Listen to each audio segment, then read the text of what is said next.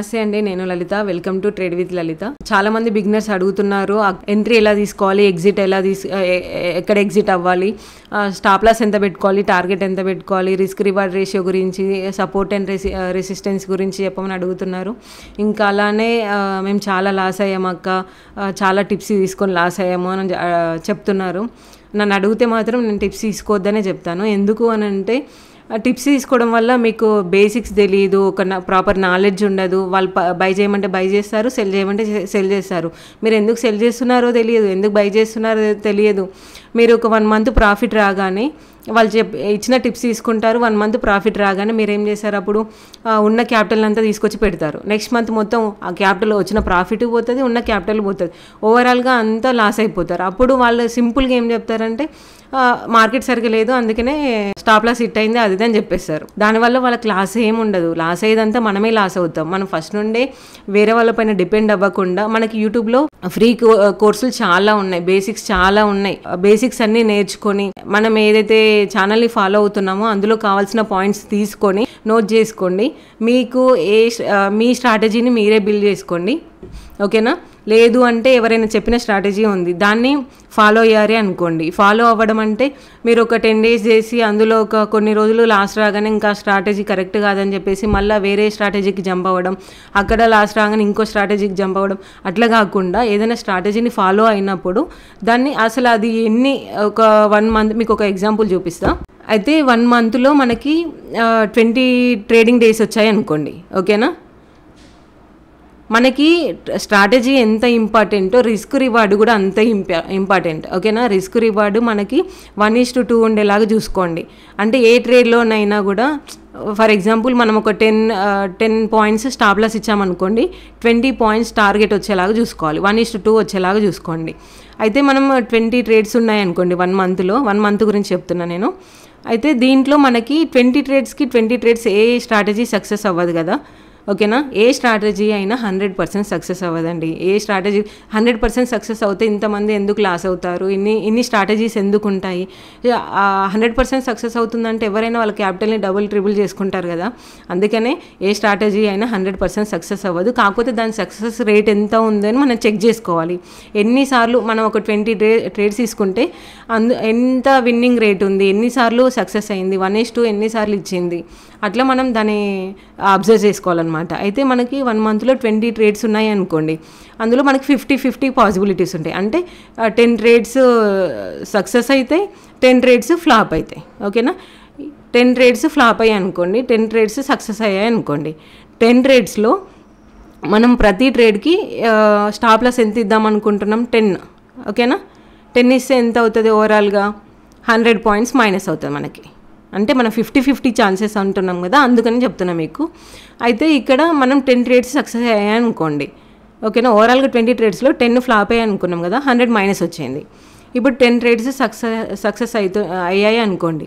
అయితే మనం టార్గెట్ ఎంత పెట్టుకున్నాం, 1:2 అంటే 20 points పెట్టుకున్నాం కదా, 10 into 20 అంటే ఎంత అవుతుంది, 200.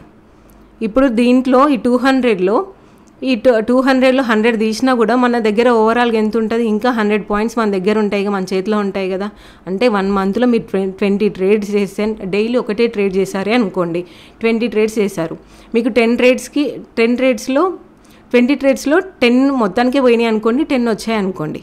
10 వచ్చినా కూడా ఓవరాల్గా మీ దాంట్లో ఇంకా 100 points ఉంటాయి మీ చేతిలో, ఓకేనా? 100 అంటే మీరు ఒకటే లాట్ తీసుకున్నారే అనుకోండి, ఓకేనా? ఒకటే లాట్ తీసుకుంటే ఎంత, 75 ఇంటూ 100 into 75 ఎంత, 7500.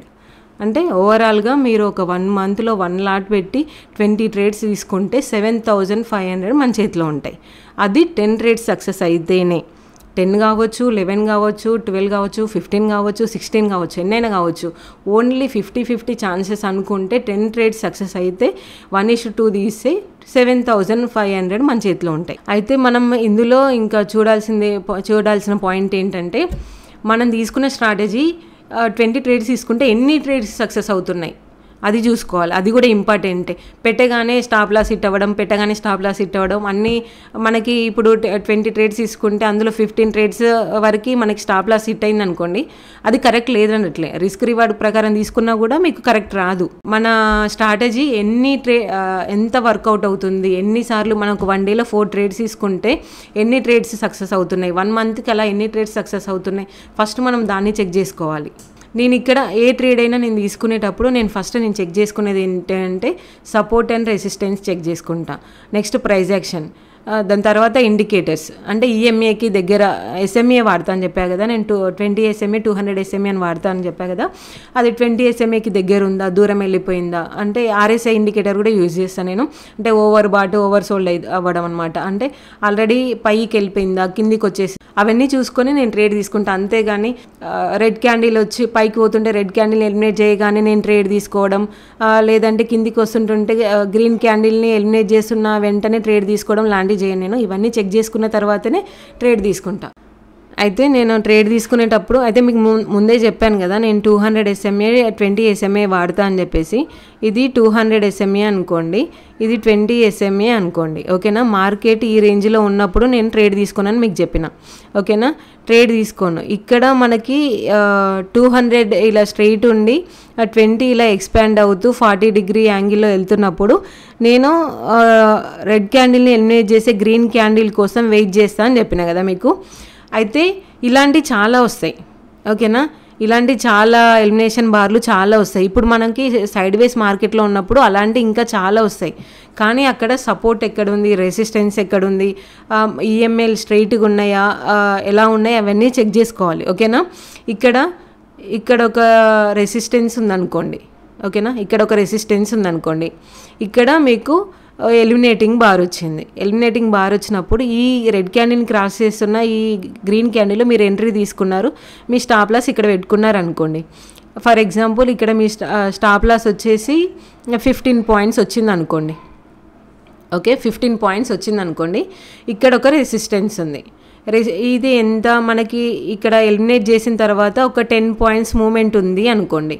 ఇక్కడ మీరు ట్రేడ్ తీసుకుంటారా? నేనైతే తీసుకోను ఇక్కడ. ఎందుకు అనంటే ఇక్కడ ఎలిమినేటింగ్ బార్ వచ్చింది, సేమ్ టైం ఎక్స్పాండ్ అవుతుంది. బట్ ఇక్కడ మన స్టాప్ లాస్ ఎంత ఉంది, 15 పాయింట్స్ వచ్చింది.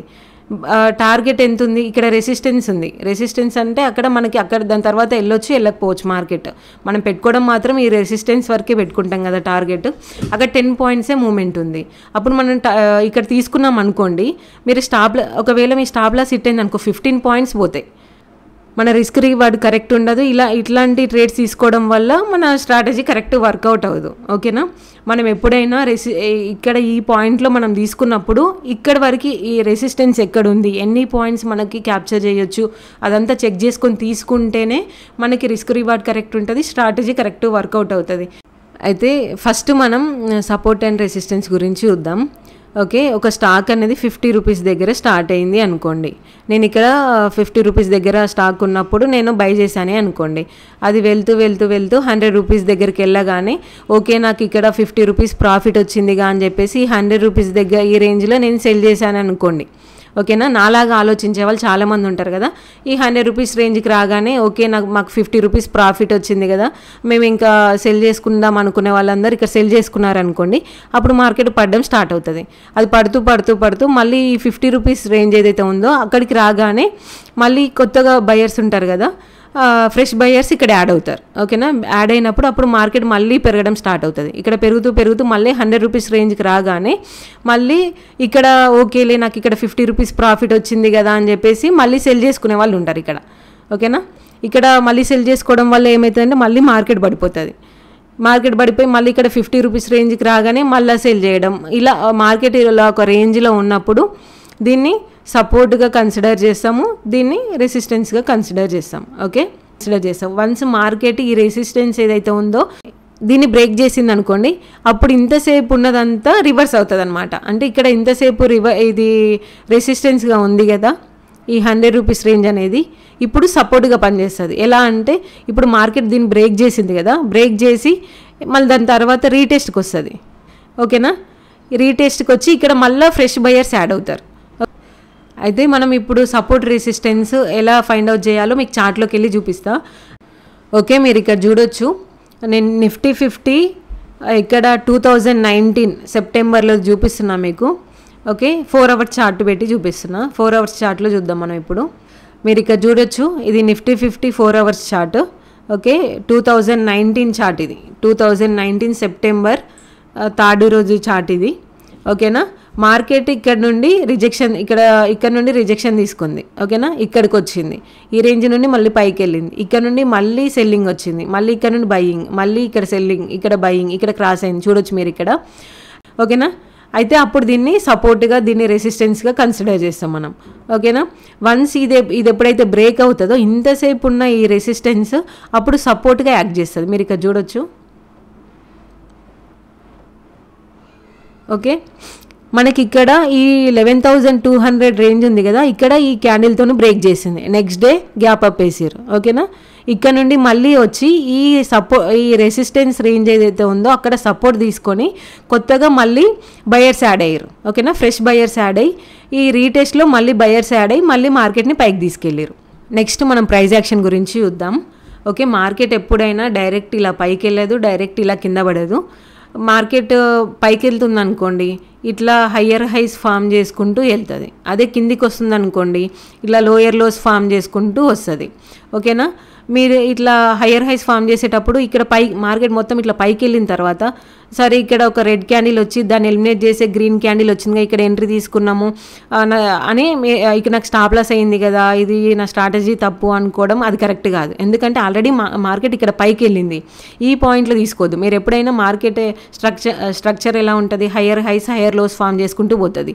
వన్స్ ఈ మార్కెట్ కిందికి వస్తుంది కదా, రీట్రేస్ అయినప్పుడు ఇక్కడ మనకి క్యాండిల్స్ ఏ ఫార్మేషన్ వస్తున్నాయో చూసుకోవాలి. బుల్లిష్ ఎంగల్ఫింగ్ పైకి వెళ్తున్నప్పుడు బుల్లిష్ ఎంగల్ఫింగ్, హ్యామర్, డోజీ అలాంటి క్యాండిల్స్ వస్తాయి. అప్పుడు మనం ఎంట్రీస్ తీసుకున్నాం అనుకో, సక్సెస్ రేట్ ఎక్కువ ఉంటుంది. మనం ఏదైనా ట్రేడ్ తీసుకునేటప్పుడు మినిమం ఒక 3 to 4 పాసిబిలిటీస్ ఉండేలాగా చూసుకోవాలి, ట్రేడ్ సక్సెస్ అవుతుంది. ఓకేనా, ఓకే, మనం ఇక్కడ సపోర్ట్ అండ్ రెసిస్టెన్స్ గురించి చూసినాం, ప్రైస్ యాక్షన్ గురించి చూసినాం. ఇండికేటర్స్ నేను 220 SMA యూజ్ చేస్తాను అని చెప్పా కదా, 220 SMA యూజ్ చేసి నేను ఎంట్రీస్ ఎలా ఫైండ్ అవుట్ చేస్తా అనేది మీకు చూపిస్తా. ఓకేనా, ఓకే, చార్ట్లో చూద్దాం మనం ఇప్పుడు. ఇది ఇయర్ వచ్చేసి 2019 ఆగస్ట్ 16th చార్ట్. ఇది మార్కెట్ ముందు రోజు మొత్తం సైడ్ వేస్ ఉంది. ఓకేనా, నెక్స్ట్ డే ఇది గ్యాప్ అప్ వేసారు సపోర్ట్ కోసం, ఇక్కడ SMA సపోర్ట్ కోసం వచ్చిన తర్వాత ఈ రెడ్ క్యాండిల్ ఎలిమినేట్ చేస్తూ గ్రీన్ క్యాండిల్ వచ్చింది, ఇక్కడ నా ఎంట్రీ తీసుకున్నాను అనుకోండి. ఓకేనా, నా స్టాప్ లాస్ అప్పుడు ఇది అవుతుంది, ఆ క్యాండిల్ లో అవుతుంది. ఫస్ట్ నా టార్గెట్ ఏముంటుంది, ఇక్కడ రిజెక్షన్ తీసుకుంది కదా, ఈ రిజెక్షన్ వరకు నా టార్గెట్ పెట్టుకుంటా. నేను ఫస్ట్ ఇక్కడ వరకు టార్గెట్ పెట్టుకుంటా. ఇక్కడ వరకు నేను ఎన్ని పాయింట్స్ వస్తున్నాయా అంటే ఇక్కడ వరకు ఒక 10 పాయింట్స్ అలా ఉంది, ఇక్కడ 15 పాయింట్స్ స్టాప్ లాస్ ఉంది, ఇక్కడ ఒక 10 పాయింట్స్ ఉంది అనుకోండి, ఆ ట్రేడ్ని నేను తీసుకోను.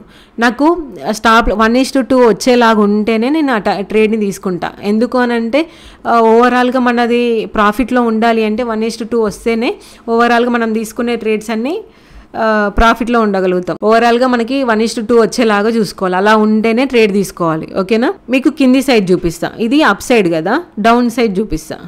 ఇక్కడ మనకి ఈ రెండింటిని 20 SMAని 200 SMAని ఎలిమినేట్ చేస్తూ గ్రీన్ క్యాండిల్ వచ్చింది, ఆ గ్రీన్ క్యాండిల్ ఎలిమినేట్ చేస్తూ రెడ్ క్యాండిల్ వచ్చింది.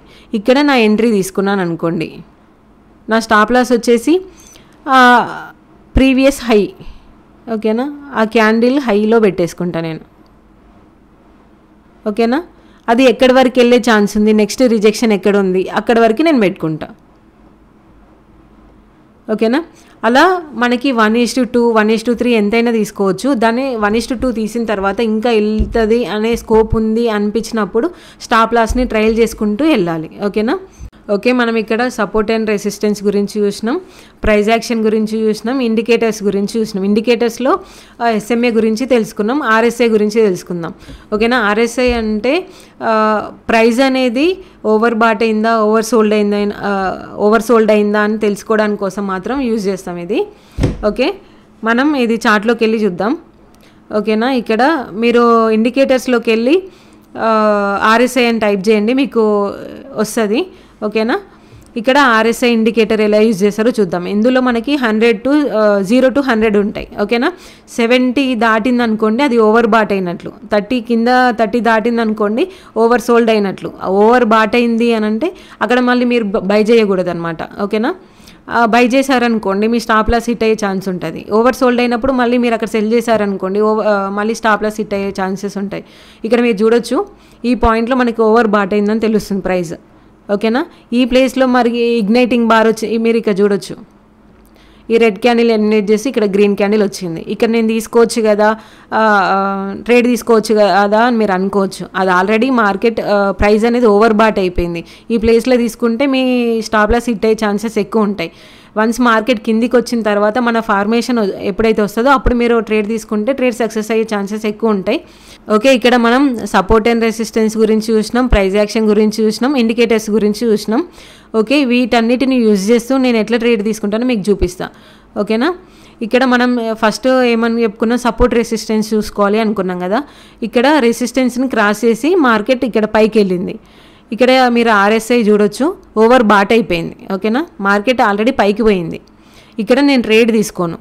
వన్స్ ఇక్కడ కిందికి వచ్చినాక ఈ సపోర్ట్ని రెసిస్టెన్స్ని క్రాస్ చేసి పోయింది కదా, ఇప్పుడు ఇది మనకు సపోర్ట్ అవుతుంది. ఈ సపోర్ట్ దగ్గర మళ్ళీ ఫ్రెష్ బయర్స్ యాడ్ అవుతారు కదా, అప్పుడు మన ఫార్మేషన్ వచ్చింది అనుకోండి, ఒక రెడ్ క్యాండిల్ని ఎలిమినేట్ చేస్తూ గ్రీన్ క్యాండిల్, పిన్ బార్లు అలాంటివి వచ్చినప్పుడు నేను ఎంట్రీ తీసుకుంటా. ఓకేనా, అక్కడ స్టాప్ లాస్ ఎంత అవుతుందా, టార్గెట్ ఎంత వరకు ఉందా అవి చెక్ చేసుకొని ఓకే ఒక 40 to 50 పాయింట్స్ వస్తున్నాయి, 1:2 కరెక్ట్ ఉంది అనే రిస్క్ రివార్డ్ రేషియో కరెక్ట్ ఉంది అనుకున్నప్పుడు మాత్రమే నేను ట్రేడ్ తీసుకుంటా. ఓకేనా, ఇలాంటి మీరు అన్ని ఇలా మనం ట్రేడ్ తీసుకునేటప్పుడు ఒక 3 to 4 పాసిబిలిటీస్ ఉన్నాయి అనుకోండి, అప్పుడు మనం ట్రేడ్ సక్సెస్ అవ్వడానికి ఎక్కువ ఛాన్సెస్ ఉంటాయి, విన్నింగ్ రేట్ ఎక్కువ ఉంటుంది. ఓకేనా, మీరు ఇక్కడ కిందికి వచ్చినప్పుడు కూడా ఇక్కడ కిందికి వచ్చిన తర్వాత ఇక్కడ చూడొచ్చు ఓవర్ సోల్డ్ అయిపోయింది.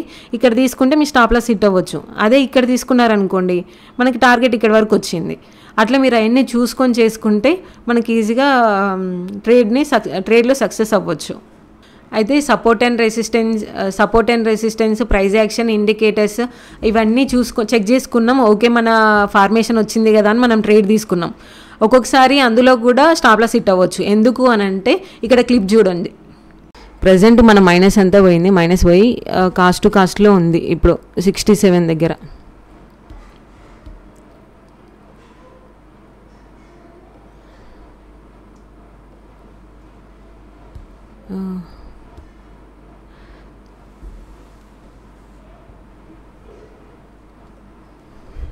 ఇక్కడ చూడొచ్చు మీరు అసలు ఎంత వోలటైల్ మార్కెట్ ఉంది అని అంటే ఇక్కడ నుండి ఏకదం. అయితే ఆ రోజు RBI మీటింగ్ ఉంది, నేను మర్చిపోయా దాని గురించి. ఓకే, నాకు ఫార్మేషన్ వచ్చింది, అన్నీ కరెక్ట్ ఉన్నాయి కదా అని చెప్పేసి నేను అక్కడ ట్రేడ్ తీసుకున్నా. బట్ అక్కడ ఆ రోజు 10కి ఎగ్జాక్ట్ 10కి మీటింగ్ ఉండే, నేను మర్చిపోయినా దాని గురించి. అక్కడ నేను ట్రేడ్ తీసుకోవడం వల్ల నా స్టాప్ లాస్ హిట్ అయిపోయింది. ఓకే, మనం వీటన్నిటితో పాటు ఇంకా న్యూస్ ఏమొస్తుంది, న్యూస్ని కూడా ఫాలో అవ్వాలి.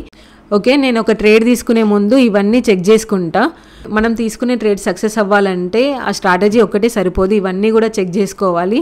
ఓకే, మీ క్యాపిటల్ని లూజ్ అవ్వకండి, ఓవర్ ట్రేడ్ చేయకండి, రిస్క్ రివార్డ్ ఫాలో అవ్వండి, రెగ్యులర్గా మన ఛానల్ని ఫాలో అవ్వండి. ఇలాంటి నా ఎక్స్పీరియన్స్ మొత్తం మీకు ఎక్స్ప్లెయిన్ చేయడానికి నేను ట్రై చేస్తా. ఐ హోప్ ఈ వీడియో మీకు నచ్చిందని అనుకుంటున్నా. ఈ వీడియో మీకు నచ్చినట్లయితే ప్లీజ్ సబ్స్క్రైబ్ మై ఛానల్.